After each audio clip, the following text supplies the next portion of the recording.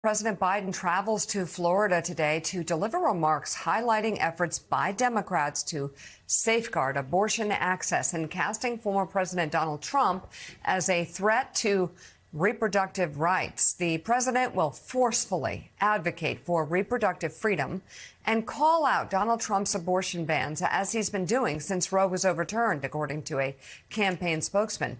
The Biden campaign has been emphasizing what it sees as a potential path to victory in the state that was captured by Trump in both 2016 and 2020. Biden's visit comes days before a 6-week abortion ban in the state takes effect. An unpopular ban. Let's bring in right now CEO of the Messina Group, Jim Messina. He served as White House Deputy Chief of Staff to President Obama and ran his 2012 re-election campaign.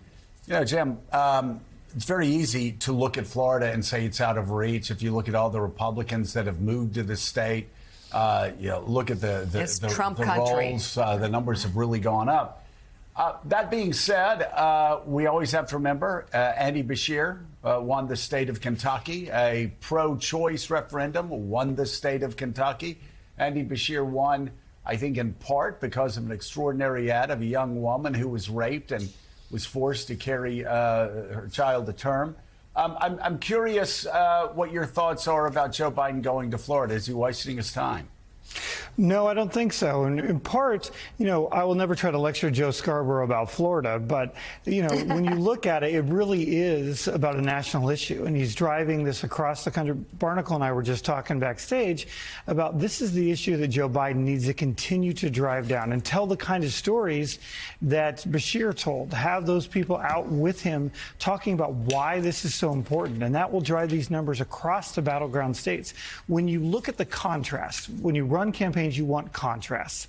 And the contrast between Donald Trump sitting in a courtroom every day saying crazy things and Joe Biden talking about this unbelievable effort to take away your fundamental rights. That's not just a Florida issue. That's in all 7 battleground states. We'll see whether Florida's a battleground state in 197 days, but it doesn't really matter. You want the contrast, and Florida's a great place to do it as their Supreme Court looks at another one of these crazy 6-week bans. You know, a couple months ago, we were talking about bedwetters in the Democratic Party. Even during that time, the Biden White House was like yawning. It's like, whatever. We've got a theory of the case. It's going to work out. You look at the trends of recent polls. It seems like they may have been on to something. Here's the latest Marist College poll. It follows up on an NBC News poll that actually shows that when you put Robert Kennedy Jr., Cornel West, and Jill Stein in, Biden leads. In this case, Biden up by 5 points over Donald Trump. And it's within the margin of error, but it's up from the 2-point lead Biden held earlier this month. And again, what I always say is this early, it's not about the bottom line. It's about trend lines. Talk about the trend lines you've been seeing. Yeah, look, in the 23 polls in the past month, Biden leads in 10, Trump leads in 8, and 5 are tied.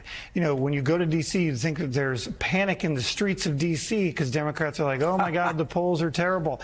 It's like, no, look at the trend lines. Look at how things are getting better. And that's what you really want to see right now. You want to see the numbers continue to move, and you want to see who RFK is taking votes from.